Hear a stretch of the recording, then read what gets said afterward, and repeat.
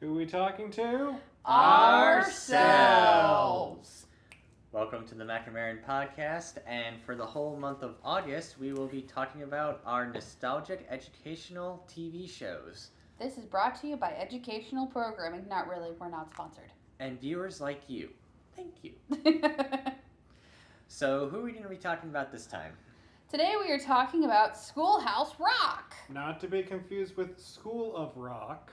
which is also educational, but in an entirely different way. Yes. Yeah. Case in point, it does highlight greatest drummer of all time, Neil Peart, Rush. Thank you. So, Schoolhouse Rock, it had a couple series, but the original series lasted from 1973 to 1985. It was revived in 1993 to 1996, and then was also released in 2003? 2009. 2009, I'm sorry. So there are 7 series of Schoolhouse Rocks. Seasons. Series, depending on which Wikipedia article you're reading, it'll give you a different word. Okay? So, number 1 was Multiplication Rock, which came out in 1973. Mm-hmm. Number 2 was Grammar Rock, which came out in 73 and 76, and then had additional episodes or songs added in 1993. Number 3 was American Rock. This was American History Rock, and it was 75 to 79 with additional songs added in 2002. So that was the season that came out during the bicentennial celebration. Mm-hmm. Sorry, a cat just licked me. Season 4 is Science Rock, which came out 1978 to 1979. Season 5 was Computer Rock from 82 to 84. Season 6 was Money Rock from 94 to 96. And Season 7 was Earth Rock in 2009, which sounds like a Discovery Channel episode about the Earth.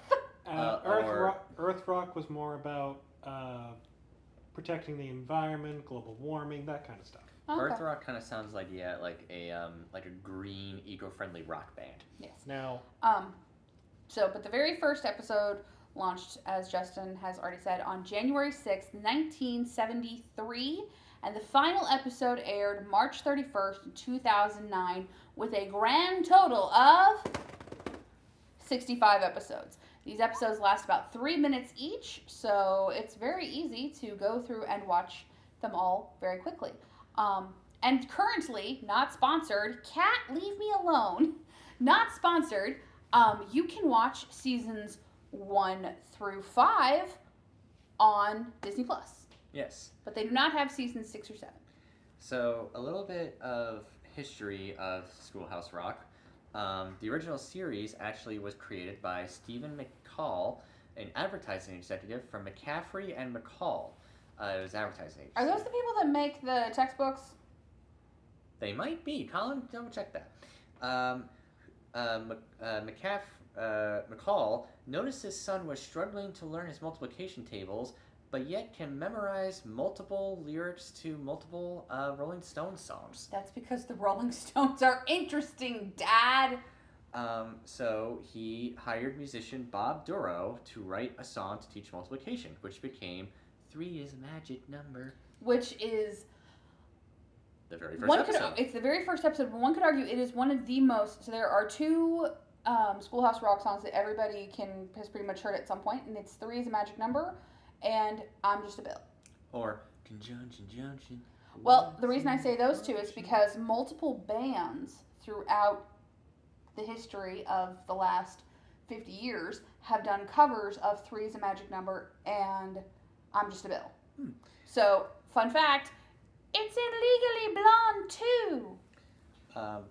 so no, they don't do textbooks. Okay, so they're not the same McCall as the people who do the textbooks. But they handled massive national campaigns for corporate giants, so there's that. Okay. They also hired Tom Yohe, an illustrator, to create visuals to go with the song. After creating the short, Robert Radford Stone, a producer and writer at ABC, suggested they pitch it as a television series, and this caught the attention of Michael Eisner, who was Senior Vice President in charge of Programming and Development at ABC at the time, as well as cartoon director Chuck Jones. If those two names sound familiar to you... It's a special mouse tool we'll need later. But we're not. But we're not talking about Disney today. Well, actually, fun fact, the Walt Disney Company acquired Schoolhouse Rock in '96 when it acquired ABC. Okay. So that's why it's on Disney+. All right, but let's go back to the actual meat of Schoolhouse Rock itself.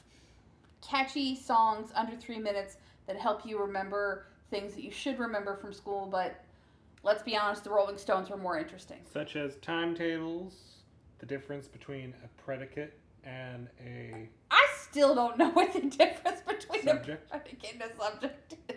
That is not the one that was my favorite. So why don't we go through the series? Each series. Each series. Somebody let us know what is the plural of series, and we can say what is our favorite of each series. Okay. Well, I'm going to be kind of at a disadvantage here because if I'm being perfectly honest, I did not watch a lot of Schoolhouse Rock growing up. I remember a lot of playing Schoolhouse Rock, the computer game. There was a computer game? There were multiple computer games. Colin and I are like, there was a computer option? Yeah, so I'm going to be at a little bit of disadvantage here, but I will do my best. Okay, so we'll start out with Multiplication Rock, the one that started it all. So, Colin, what is your favorite of the Multiplication Rock? And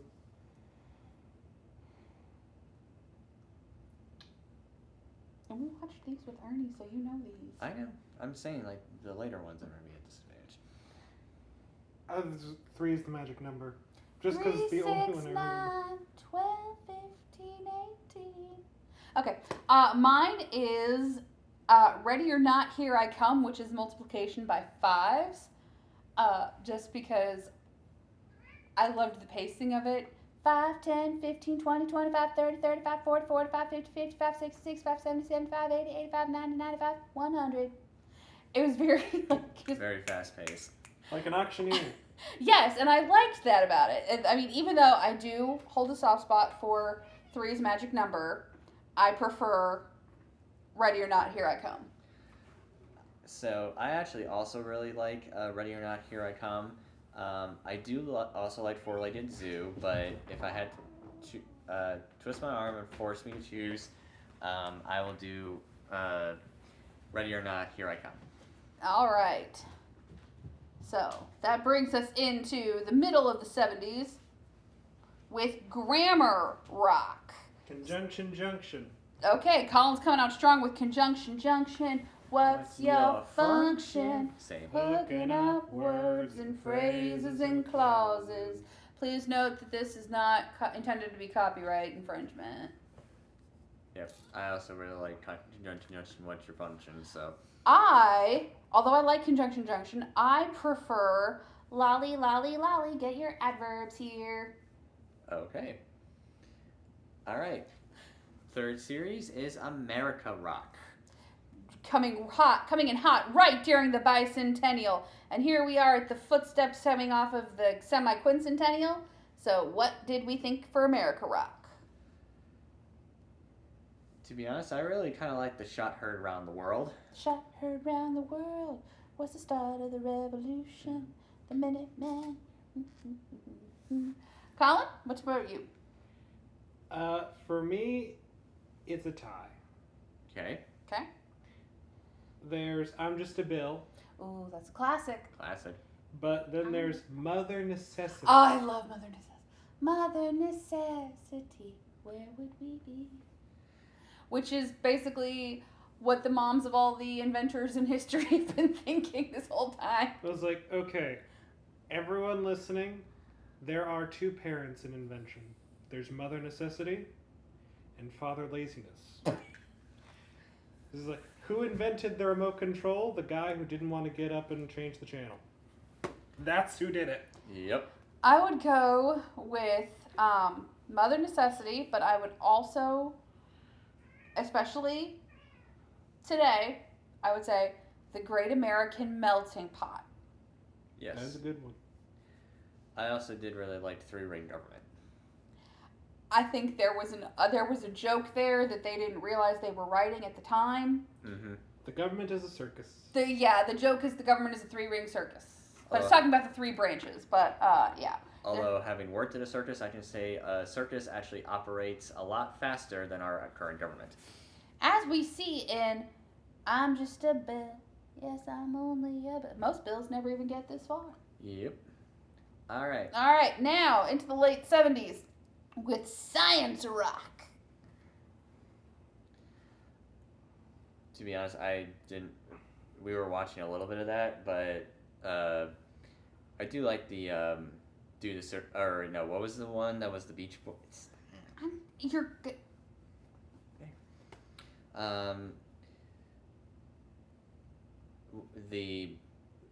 What was the one that was like the? I do like Interplanet Janet. Yes, Interplanet Janet is arguably the best one of the science. That's the only one I can remember. I'm trying to show you what you were thinking of. Which one was I thinking of? Move your hand so I can scroll for you. This is the problem about having your notes on your computer. Oh, by the way, going back to history real quick, Elbow Room is another great one. It's that one. It's a victim of gravity. Okay, I was right. Whatever. Anyway, fun fact though about the last episode, which was called The Greatest Show on Earth, aka The Weather Show. It was pulled from broadcast rotation because Ringling Bros and Barnum Bailey Circus objected to its use of its trademark slogan and filed a lawsuit against the network for copyright infringement. As a result, after 1987 release, it was not included in any other VHS release of the series. But can you find it on Disney Plus is the question. Uh, Probably not, because most of the things that have been pulled from circulation you can't find on Disney Plus. All right. I digress. Even stuff that hasn't been pulled from circulation, Yeah. you can't find Case on in there. point, they changed the dryer to a table with a pizza box in Lilo and Stitch. All right. Next up, Computer Rock. This one, y'all are on your own. I did not watch Actually, any of this. this one, I don't remember any of the I Computer don't Rock. think we watched the computer series, So which is ironic considering what our dad did. Yeah, for a our dad living. worked in IS, so you would think he'd be like, yes, learn about computers. But at the same time, there was a time in our childhood where our dad's job was literally to test how strong and safety protocols were on computers. Mm-hmm. So he probably didn't want us to learn too much. Because then we could have dismantled the parental controls.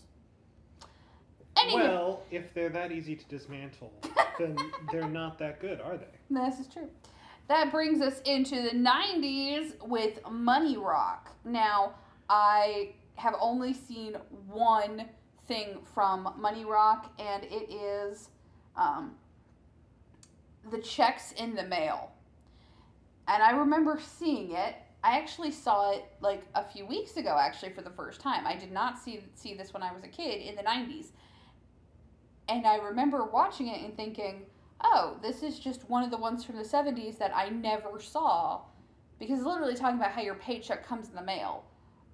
For any youngins out there who've never had a check handed to them or sent to them in the mail, before direct deposit, your paycheck would come to you directly in the mail.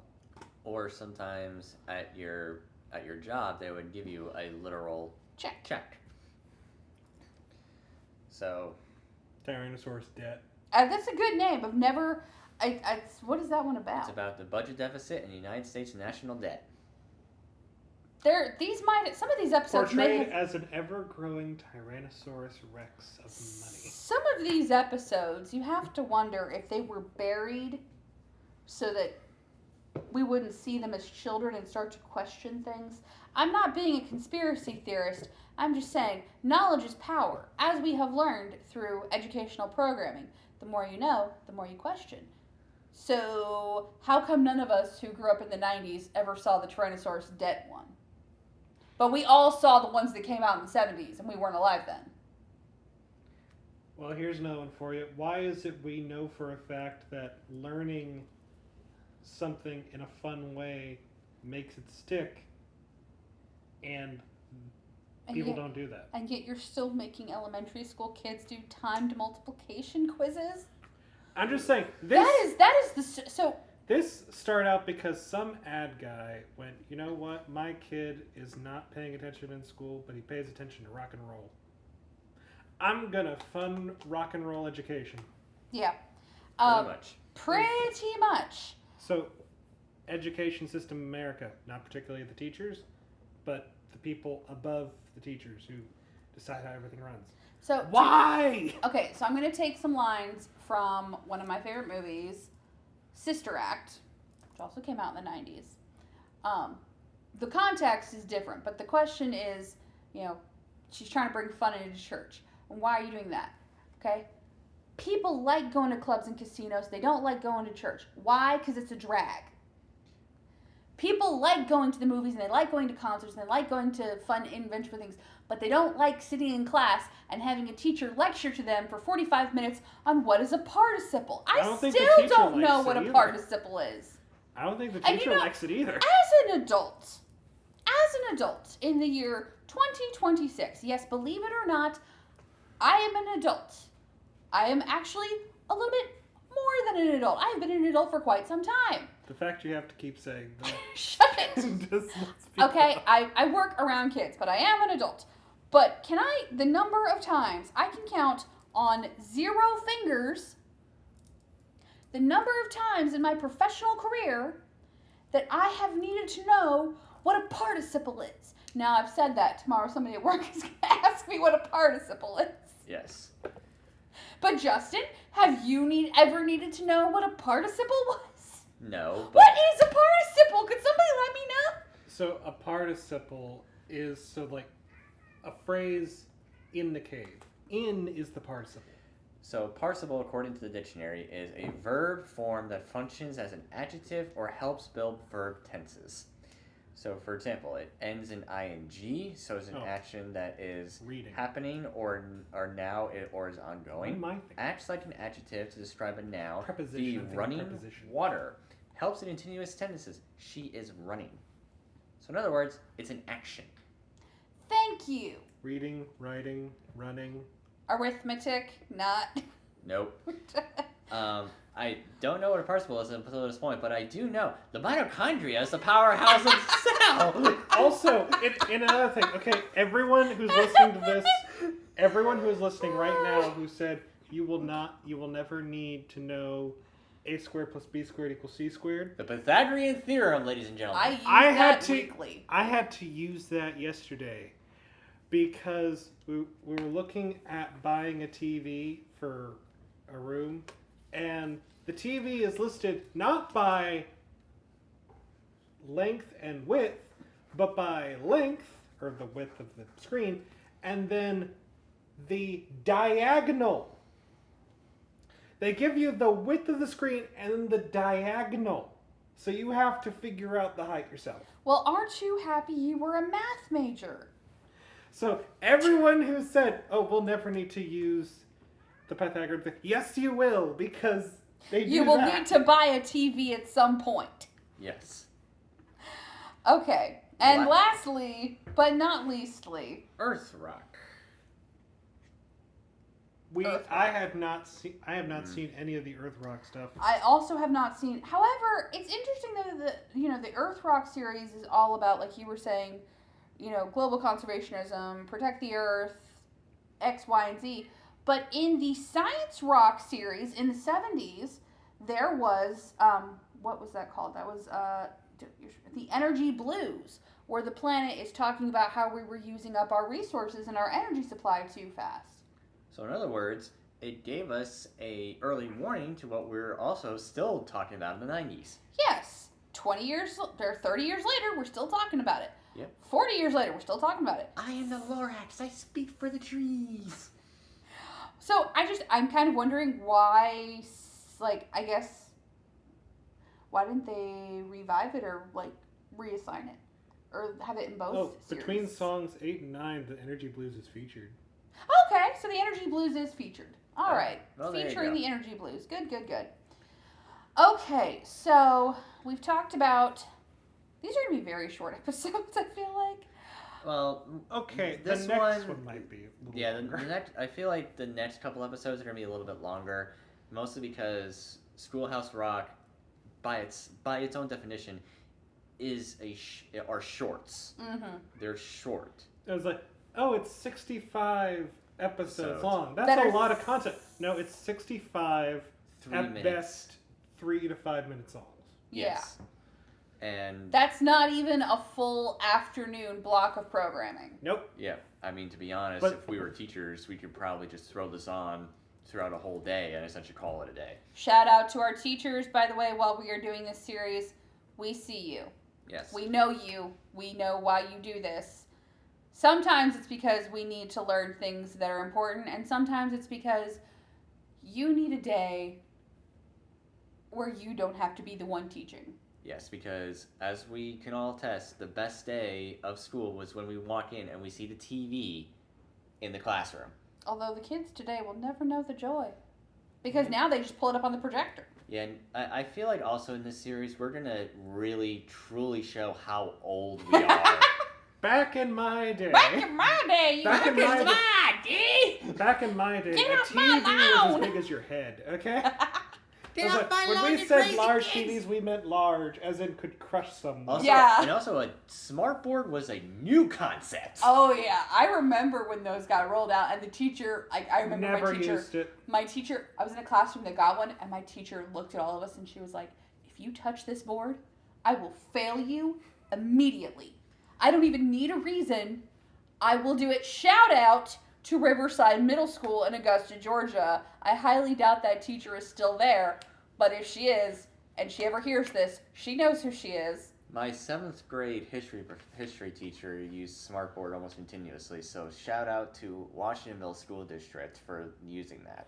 Yeah. Yeah, they did the same thing. They switched out to the smartboard, and then they immediately abandoned them. Well, I think it was one, you had It's multiple. expensive. They were really expensive, and two, you had multiple teachers who accidentally wrote on the smartboard with A marker. a marker that was Whoops. not smartboard Because friendly. why wouldn't we? Yes. It's a board. We have markers. This is a classroom. No, the first when I still remember volunteering in class to be the one to clean the chalkboard. Oh, remember when they switched out the chalkboards for the whiteboards? And we were all fuming mad, yes. Because what do you mean there's no more privilege of being the person who gets to make the chalkboard exceptionally dark today? No, I remember it was a huge thing when we had to get the projector on the Oh. screen and had to write on like that plastic paper. Yeah, It was just like, oh, the transparencies. you knew Yeah. that you had to really pay attention when that was brought in on an AV cart, ladies and gentlemen. I still had a professor using those when I was in college. And so I had this professor. He was a big believer in you will write all of these notes by hand or you will fail. There was no in between. And he had transparencies and he would write on them and you would pray. You would hope and pray that he would need to draw a diagram because it would leave the notes up on the screen just a little bit longer while he drew his diagram. You would hope. And then it never happened. Well, after I graduated, I spent a time where I worked helping turn classrooms virtual. Yes, I was one of those people. I taught professors how to make virtual classrooms at the start of the 2010s. You're welcome. We were computer savvy kids. You're welcome, current students. And this teacher came to my office one day with his stack of notes that I would have killed for when I was a student of his. And he was like, so I want to make all these virtual. Can you make these where my students can get them online so they don't have to write them? I told him no. I said no. Because I had to do it, they have to do it. I was like, you can type it up and email it to me, and then I'll put it in your classroom, but I'm not doing it. I remember I had a professor in college. It was a history professor.